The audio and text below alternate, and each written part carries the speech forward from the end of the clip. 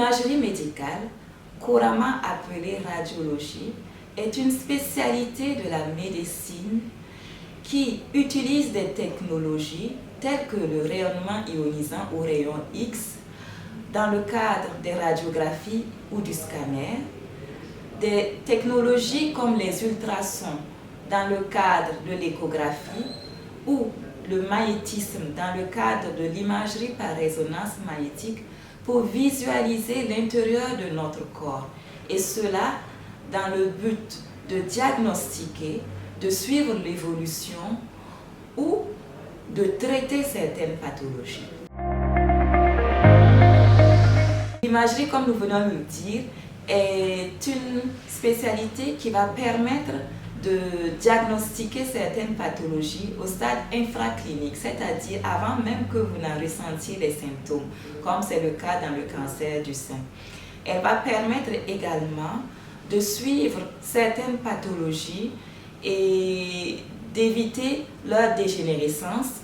Et enfin, elle permet dans certains cas, comme dans les AVC, de traiter une artère bouchée ou d'emboliser une artère qui saigne. Mais dans le cadre plus spécifique de la médecine au travail, nous pouvons dire que l'imagerie médicale va être surtout utilisée dans ces deux premiers aspects, à savoir le diagnostic et la surveillance des pathologies. Notamment, lors de la visite d'embauche, l'imagerie médicale à travers la radiographie, par exemple, peut permettre de diagnostiquer certaines pathologies qui peuvent vous empêcher d'exercer certaines tâches ou qui pourraient s'aggraver lors des exercices de cette tâche. L'imagerie médicale peut également permettre de diagnostiquer certaines pathologies qui pourraient exposer, à cause de leur potentiel de contagion, vos collaborateurs. C'est le cas par exemple d'une tuberculose non traitée.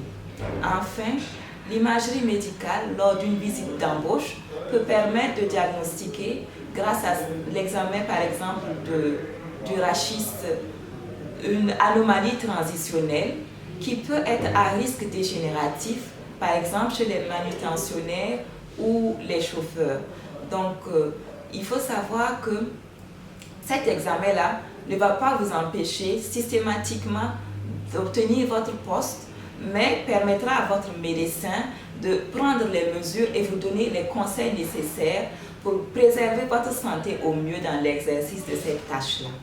Et lors des visites périodiques, l'imagerie médicale est également importante car elle permet de s'assurer que votre état de santé est toujours conforme à votre activité, et elle permet, dans certains cas, de dépister certaines pathologies telles que les pneumoconioses pour ceux qui sont exposés aux poussières telles que les poussières de silice pour les orpailleurs ou les poussières du coton dans le cas de la bicinose.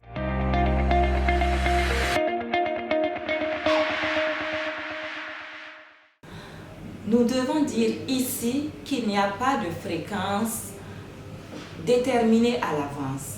C'est votre médecin prescripteur, en fonction de votre état de santé et de la tâche que vous exercez, qui déterminera cette fréquence. Vous pouvez exercer les mêmes tâches, être dans les mêmes conditions, être dans les mêmes services, mais ne pas réaliser vos radiographies à la même fréquence. Cela est laissé à la discrétion de votre médecin prescripteur en fonction, comme je l'ai dit, de votre état de santé et du poste que vous occupez.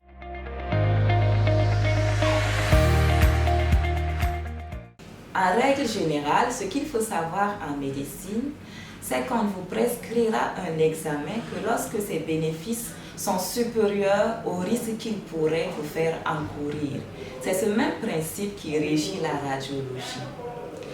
Et s'il est connu que les rayons X ont un potentiel d'ionisation de nos cellules qui peuvent conduire à certaines pathologies, il faut retenir que les appareils que nous utilisons sont rigoureusement testés, de sorte que les rayonnements émis répondent aux normes internationales et sont nettement en dessous du risque qu'ils pourraient vous faire encourir. Et de plus, nos travailleurs, notre personnel est un personnel qualifié, qui est formé et compétent de manière à réaliser les examens dans les conditions les plus sûres. Et c'est le lieu ici également pour nous de demander la coopération, la bonne coopération de nos usagers afin qu'ils respectent scrupuleusement les consignes que nous leur donnons lors de la réalisation des radiographies afin de limiter les reprises éventuelles.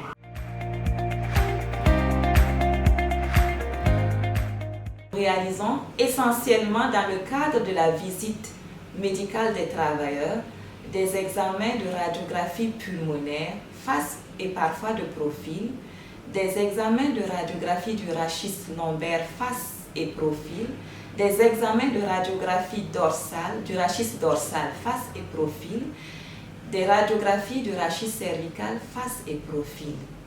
Il nous arrive également de réaliser des radiographies des membres, des os des membres supérieurs ou des os des membres inférieurs, des radiographies de l'épaule ou des radiographies du bassin à la recherche de fractures ou de lésions d'arthropathie.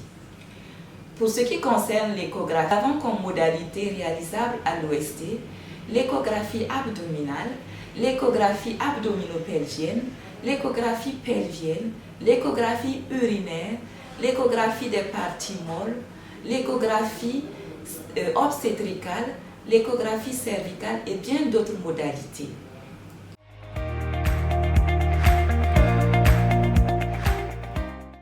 À cette question, nous répondrons oui et non. Votre médecin prescripteur, en collaboration avec le médecin radiologue qui vous reçoit, vous permettront de réaliser un examen de radiographie à chaque fois qu'ils en estiment le bénéfice nécessaire à la préservation de votre santé. Ce qu'il faut relever ici, c'est que, en ce qui concerne les femmes enceintes, nous demandons en général une confirmation ou une infirmation plutôt de l'état de grossesse, ce qui permet de les exclure en règle générale, afin de préserver le fœtus qui est un être fragile.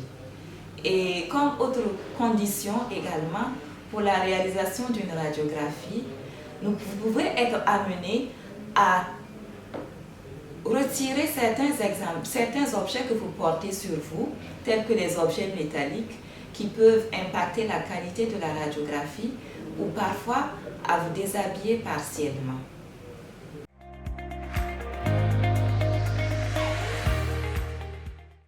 Non. Lorsque vous recevez votre résultat de radiographie et que vous y notez des anomalies, il ne faut surtout pas vous alarmer tout seul. La meilleure des attitudes, c'est de ramener votre résultat à votre médecin prescripteur ou, si vous en avez l'opportunité, d'interroger directement votre médecin radiologue qui prendra la peine de mieux vous expliquer votre pathologie. En général, la plupart des pathologies sont bénignes, c'est-à-dire non graves, et peuvent être soignées.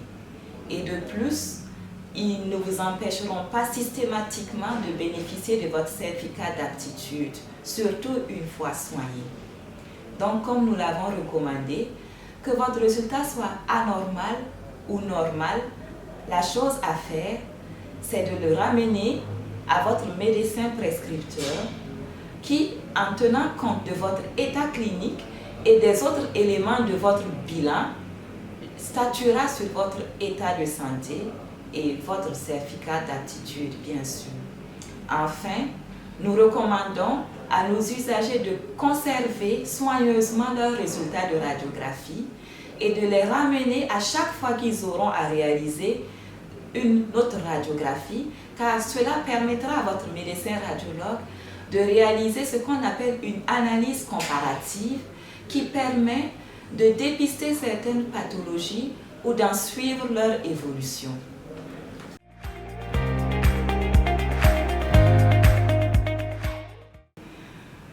À l'adresse de nos travailleurs, nous réitérons ici l'importance de se faire diagnostiquer précocement, car une pathologie qui est dépisté précocement peut être pris en charge également précocement, souvent guéri, et vous pouvez continuer à exercer votre tâche sans aucune difficulté.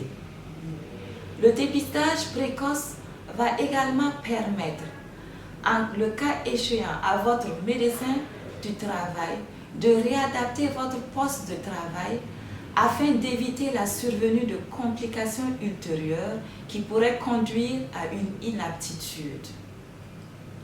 C'est ici également le lieu pour nous de remercier nos usagers qui renouvellent leur confiance à notre service. Preuve en est la fréquentation assidue. Et le service de radiologie reste disponible pour participer à la préservation de la santé des travailleurs qui participent à leur propre épanouissement et à celui de la société tout entière. Merci.